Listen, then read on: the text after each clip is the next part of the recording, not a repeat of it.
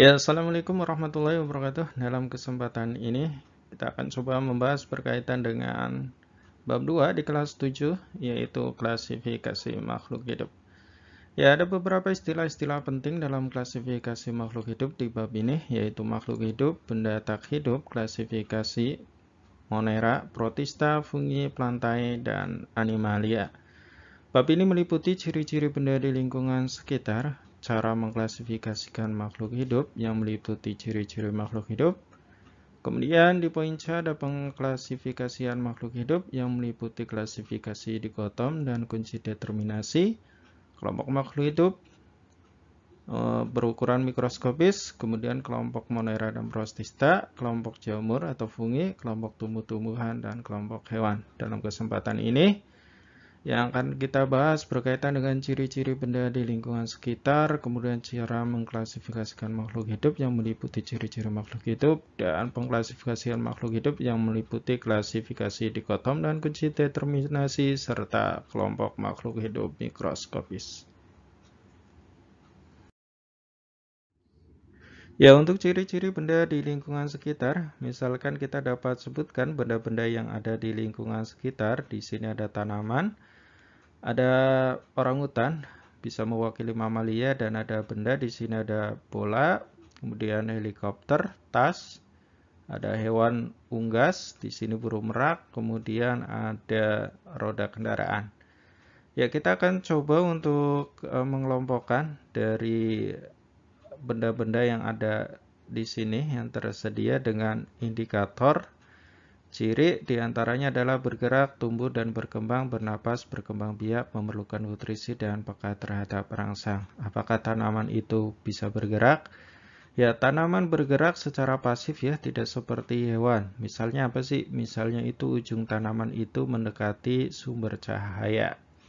Sehingga kita katakan bahwa tanaman ini memiliki ciri bergerak, tumbuh dan berkembang juga memiliki, misalnya dari biji, kemudian kecambah hingga menjadi tanaman dewasa. Kemudian bernapas, tanaman juga dapat bernapas. Di antara contohnya misalkan tanaman ini kita bungkus dengan plastik transparan. Dalam beberapa waktu akan tumbuh titik-titik air pada plastik transparan yang menunjukkan hasil sisa pernapasan H2O atau uap air. Kemudian berkembang biak ini jelas ya, kemudian memerlukan nutrisi juga jelas, peka terhadap rangsang. Untuk kelompok tanaman, yang paling jelas dapat kita amati adalah jenis mimosa ya atau putri malu. Ketika disentuh, maka akan mengatupkan daunnya. Yaitu untuk tanaman ya, mewakili di sini bergerak, tumbuh dan berkembang, bernapas, berkembang biak, memerlukan nutrisi dan peka terhadap rangsang, memiliki semuanya. Begitu juga untuk hewan, di sini mamalia semuanya ada, bergerak secara aktif ya, tumbuh dan berkembang dari bayi hingga dewasa, kemudian bernapas ya jelas, berkembang biak jelas ya dengan melahirkan, kemudian memerlukan nutrisi juga makan dan minum, peka terhadap rangsang, misalnya ada kilatan cahaya yang kuat yang mengenai mata, maka akan menutup matanya untuk jenis mamalia ini. Untuk bola, tidak memiliki dari ciri-ciri yang kita sebutkan, meskipun bola ini mudah bergerak ya karena bentuknya yang bulat, tapi untuk bergerak dia tidak melakukan usahanya sendiri, melainkan karena ada pengaruh gaya dari luar, misalnya ditendang ya. Sehingga tidak kita kategorikan bahwa bola ini mampu untuk bergerak. Berbeda dengan helikopter, helikopter mampu bergerak dengan menggerakkan baling-balingnya karena energi yang dihasilkan dari mesin helikopter sendiri. Sehingga helikopter mampu bergerak dan memerlukan nutrisi, yaitu bahan bakar untuk pergerakannya. Ya, tapi untuk helikopter tidak kategorikan sebagai makhluk hidup karena hanya mampu bergerak dan memerlukan nutrisi. Untuk tas, seperti halnya pada bola ya, tidak mampu bergerak, tumbuh dan berkembang, bernapas, berkembang biak, memerlukan nutrisi, peka terhadap rangsang. Ini tidak memiliki ciri-ciri. Pada unggas, ini sama halnya dengan tanaman dan orangutan. Kemudian pada roda kendaraan, ini sama halnya dengan bola dan tas. Ya, Itu adalah ciri-ciri yang dapat kita sebutkan untuk benda di lingkungan sekitar kita, sehingga dapat kita kategorikan bahwa untuk benda di lingkungan sekitar kita kelompok makhluk hidup berbeda dengan benda mati. Ada benda mati yang memiliki ciri makhluk hidup, tapi tidak kita kategorikan sebagai makhluk hidup karena benda ini tidak mampu untuk tumbuh dan berkembang, tidak bernapas, kemudian tidak berkembang biak, dan tidak peka terhadap rangsangan. Itu adalah ciri-ciri benda di lingkungan sekitar kita. Ya, jika ada pertanyaan berapa banyak benda di lingkungan kita, jawabannya tentu sangat banyak sekali ya. Kemudian bagaimana caranya untuk mengenali benda-benda di sekitar kita? Tentunya yaitu untuk mempermudah mengenali perlu dikelompokkan atau diklasifikasikan terlebih dahulu sehingga kita mudah mengenalinya.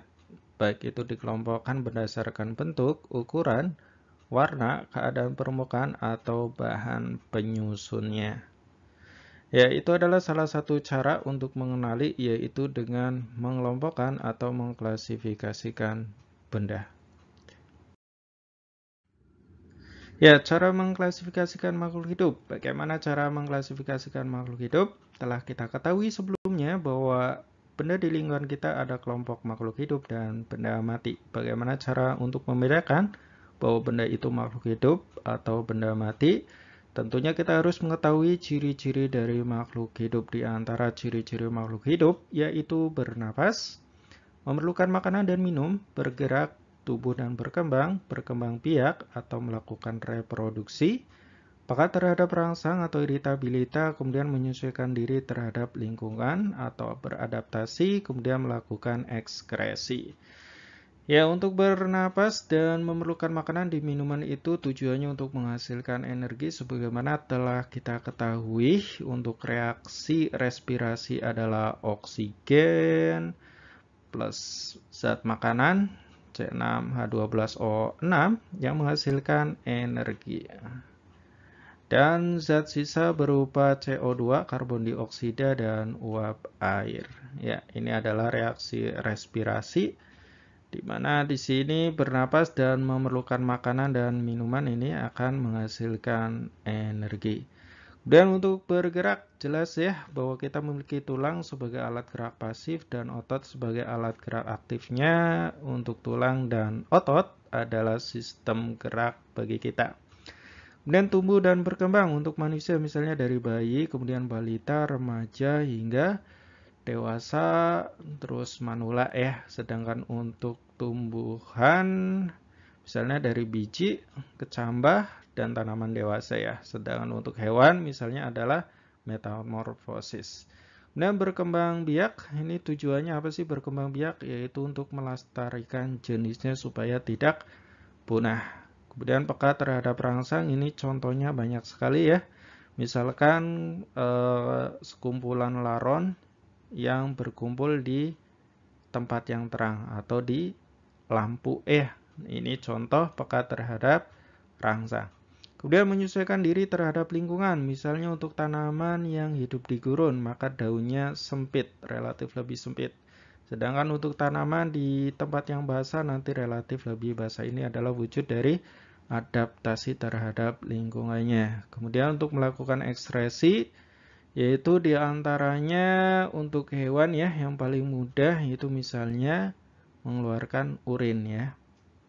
Kemudian mengeluarkan sisa pernafasan berupa karbon dioksida, kemudian mengeluarkan keringat ya, dan di antara lainnya adalah menghasilkan cairan empedu.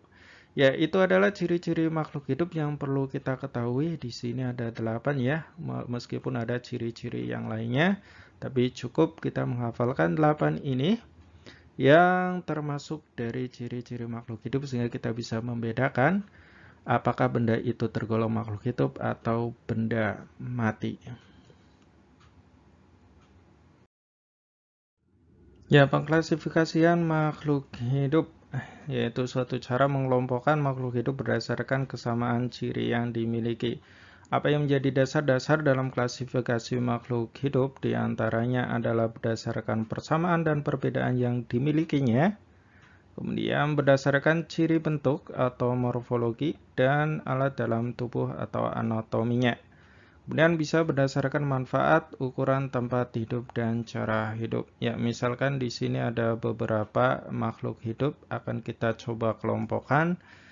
Di sini ada capung, belalang, kupu-kupu, kemudian ada udang, di sini ada luwing, dan ada cacing. Bisa kita kelompokkan bahwa untuk cacing berbeda dengan capung, belalang, kupu-kupu, udang, dan luwing. Kenapa? Karena cacing tidak dilapisi oleh kulit yang keras. Sedangkan untuk capung, belalang, kupu-kupu, udang, dan luwing dilengkapi lapisan kitin yang keras bagian luar tubuhnya. Yaitu salah satu contoh untuk pengelompokan dari hewan-hewan yang ada di sini. Di antaranya juga dapat kita kelompokkan berdasarkan jumlah kaki. Misalnya untuk capung, belalang, dan kupu-kupu berada dalam satu kelompok karena kakinya berjumlah 3 pasang. Ya, itu adalah contoh untuk pengklasifikasian yang paling mudah, yaitu berdasarkan persamaan dan perbedaan yang dimiliki dari makhluk hidup yang kita amati. Ya, tujuan dalam klasifikasi makhluk hidup yaitu untuk mempermudah mengenali, membandingkan, dan mempelajari makhluk hidup. Adapun untuk tujuan khusus dari klasifikasi makhluk hidup diantaranya adalah mengelompokkan makhluk hidup berdasarkan persamaan dan perbedaan ciri-ciri yang dimiliki.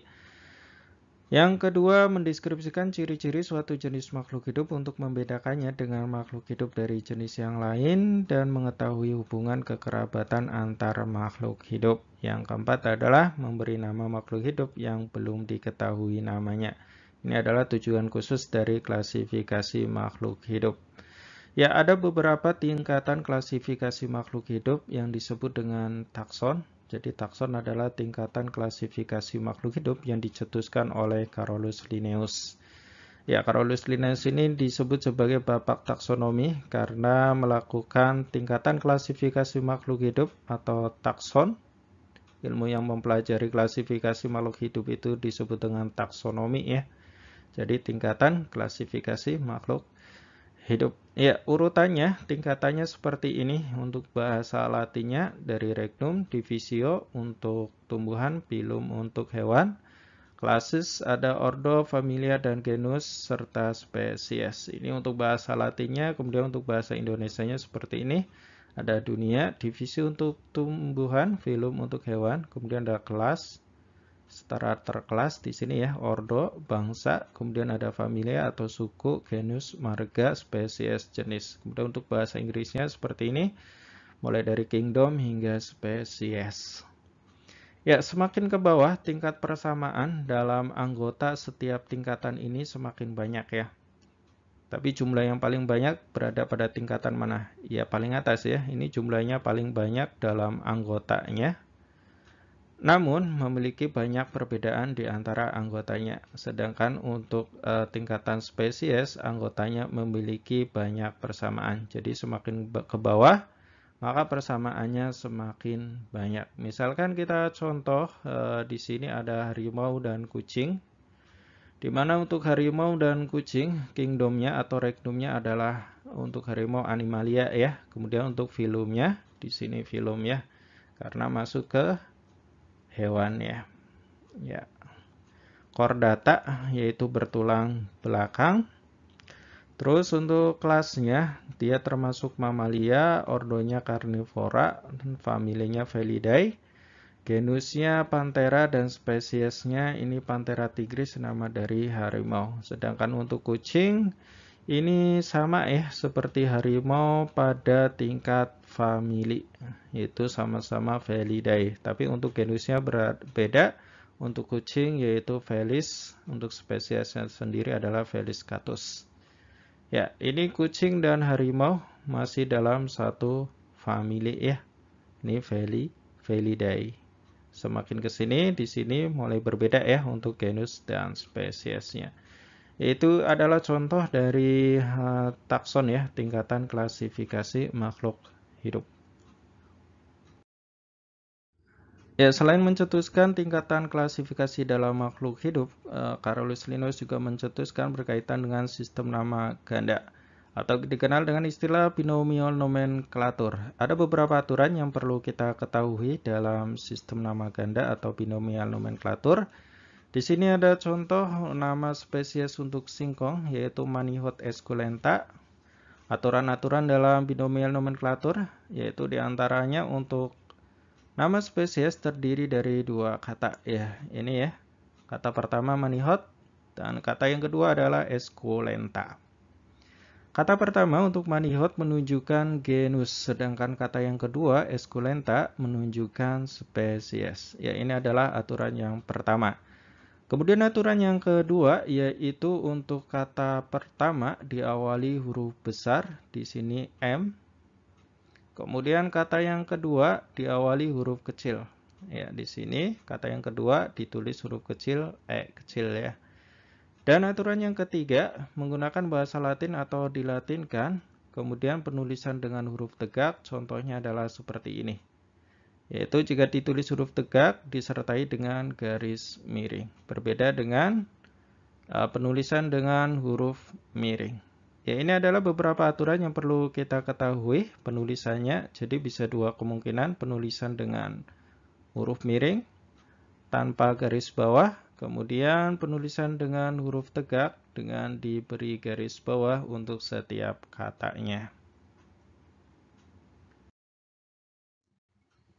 Ya, untuk mempermudah mengelompokkan makhluk hidup dalam tingkatan takson, kita perlu adanya kunci determinasi, di mana kunci determinasi adalah cara atau langkah untuk mengenali organisme dan mengelompokkannya pada takson makhluk hidup. Jadi, kita dapat mengelompokkan makhluk hidup dalam tingkatan klasifikasinya, di mana kunci determinasi yang paling sederhana yaitu kunci dikotomi. Ini adalah contoh untuk kunci dikotomi, yaitu terdiri dari dua pernyataan. Ini adalah kunci determinasi paling sederhana ya, yaitu dikotomi terdiri dari dua pernyataan. Pernyataan 1 dan pernyataan 2 berlawanan. Ini pernyataan tumbuhan berspora dan tumbuhan tidak berspora. Kemudian dapat kita lihat tumbuhan yang berbatang jelas, tumbuhan yang tidak berbatang jelas. Ini merupakan pernyataan yang saling berlawanan. Ya, kita akan coba untuk membuat kunci determinasi untuk kacang tanah dan jagung dari kunci dikotomi di sini ya. Yang tersedia telah kita ketahui bahwa kacang tanah seperti ini. Kita lihat untuk kunci dikotominya, apakah kacang tanah termasuk tumbuhan berspora atau tidak berspora. Ya, telah kita ketahui bahwa kacang tanah tumbuhan yang tidak berspora ya, berarti kita tidak pilih yang ini. Kita berlanjut ke nomor yang 3 ya. Maka kita lewati untuk pernyataan yang ada di nomor 2, kita langsung ke nomor 3. Di 3 ada pilihan A dan B, apakah kacang termasuk berbiji tertutup atau berbiji terbuka. Bisa kita perhatikan di sini untuk biji kacang ya, dia tertutup, maka tidak masuk ke sini. Sehingga dapat kita lihat di sini 3A menuju ke nomor 4. Maka di sini kita lihat nomor 4. Apakah kacang tanah termasuk biji berkeping 1 atau berkeping 2? Ya, kacang tanah termasuk berkeping 2. Sehingga kita pilih yang 4B ya. Maka bisa kita tuliskan untuk kunci determinasi dari kacang tanah. Dari kunci dikotomi ini, yaitu kita tulis 1B, kemudian 3A, dan 4B. Ya, bisa kita lihat ya, di sini 1B, tumbuhan tidak berspora, kemudian termasuk berbiji tertutup, dan biji berkeping 2 atau kacang tanah ini masuk pada kelompok dikotil. Ya, bagaimana untuk jagung? Jagung ya, kita akan coba, kita hapus dulu yang ini. Baik, kita coba untuk jagung. Apakah jagung termasuk tumbuhan berspora atau tidak berspora? Ya, termasuk tumbuhan tidak berspora ya. Karena jagung termasuk tumbuhan berbunga ya. 1B. Kemudian kita lanjut ke 3. Apakah jagung termasuk berbiji tertutup atau terbuka? Ya, jagung termasuk berbiji tertutup ya. Jadi kita pilih yang 3A. Dari 3A kita berlanjut ke nomor 4. Apakah jagung termasuk biji berkeping 1 atau berkeping 2? Ya, telah kita ketahui bahwa untuk jagung itu kepingnya cuma 1. Sehingga kita pilih yang 4A. Maka untuk kunci determinasi dari kunci dikotomi untuk jagung bisa kita simpulkan yaitu 1B, 3A, dan 4A. Ya, ini adalah contoh untuk kunci determinasi, yaitu kunci dikotomi yang paling sederhana bentuk dari kunci determinasi ya. Ya, di antara kelompok makhluk hidup ada kelompok makhluk hidup mikroskopis yang tidak dapat kita amati secara langsung, sehingga kita memerlukan bantuan untuk mengamatinya yaitu dengan menggunakan mikroskop. Ini adalah contoh pengamatan terhadap bakteri Escherichia coli menggunakan mikroskop cahaya.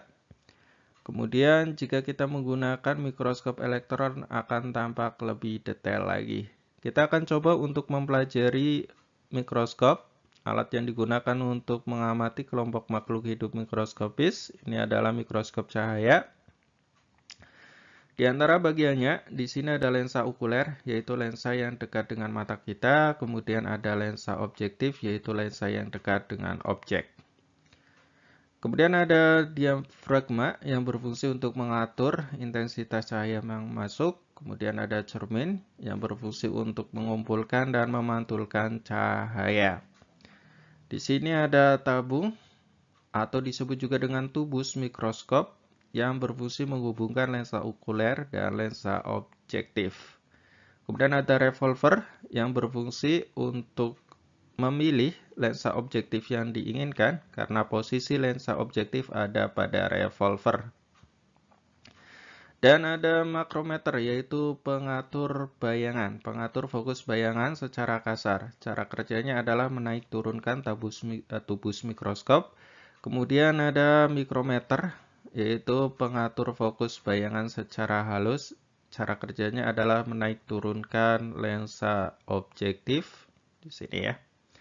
Kemudian ada lengan. Ini digunakan sebagai pegangan terutama ketika kita memindahkan mikroskop, dan ada penjepit yang berfungsi untuk menjepit preparat. Di sini ada meja preparat yang berfungsi untuk meletakkan preparat. Ya, yang terakhir di sini ada kaki mikroskop yang berfungsi untuk menopang mikroskop itu sendiri. Ya, ini bagian-bagian mikroskop. Ada warna kuning dan warna hitam. Untuk warna kuning adalah bagian mekanik dari mikroskop, kemudian untuk warna hitam adalah bagian optik dari mikroskop. Ya, langkah-langkah dalam penggunaan mikroskop kita kelompokkan menjadi 2, yaitu langkah setup. Di sini gambarnya untuk langkah setup, kemudian langkah use penggunaan mikroskop itu sendiri. Ini gambar-gambarnya. Dalam setup diantaranya yaitu mengatur posisi mikroskop, kemudian menyesuaikan lensa okuler dan lensa objektif, dan menyesuaikan bidang lapang pandang. Ketika mengatur posisi mikroskop, kita akan menempatkan mikroskop pada tempat cahaya yang cukup. Pada saat memindahkan mikroskop ini, kita gunakan tangan kanan kita memegang lengan mikroskop dan tangan kiri kita memegang kaki mikroskop. Kemudian langkah yang kedua dalam setup di sini adalah menyesuaikan lensa okuler dan lensa objektif dengan cara memutar revolver hingga bunyi klik. Dan langkah yang ketiga yaitu menyesuaikan bidang lapang pandang, yaitu dengan cara memilih perbesaran lensa okuler yang sedang dan mengatur diafragma dan cermin sehingga didapatkan bidang lapang pandang yang cukup terang, tidak buram atau gelap. Yaitu adalah langkah setup sebelum penggunaan mikroskop. Pada saat use atau penggunaan mikroskop, kita mempersiapkan preparat dengan cara meletakkan preparat objek yang akan kita amati pada meja preparat, kemudian menjepitnya. Di sini ya, tampak seperti pada gambar. Dan langkah selanjutnya yaitu pengaturan fokus bayangan. Pengaturan fokus bayangan dapat dilakukan dengan cara memutar makrometer dan mikrometer. Makrometer untuk pengaturan fokus bayangan secara kasar, sedangkan mikrometer untuk mengatur fokus bayangan secara halus.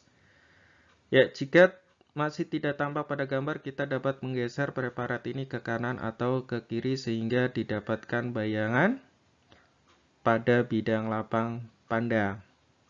Kemudian langkah yang terakhir yaitu pengaturan perbesaran yang diinginkan. Jika bayang yang terbentuk dianggap terlalu kecil ya, maka kita dapat memilih perbesaran lensa objektif yang diharapkan dengan cara memutar revolver. Ya, itu adalah langkah-langkah dalam penggunaan mikroskop. Demikian untuk klasifikasi makhluk hidup untuk bagian pertama. Nantikan untuk bagian selanjutnya, semoga bermanfaat dan terima kasih telah menyimak.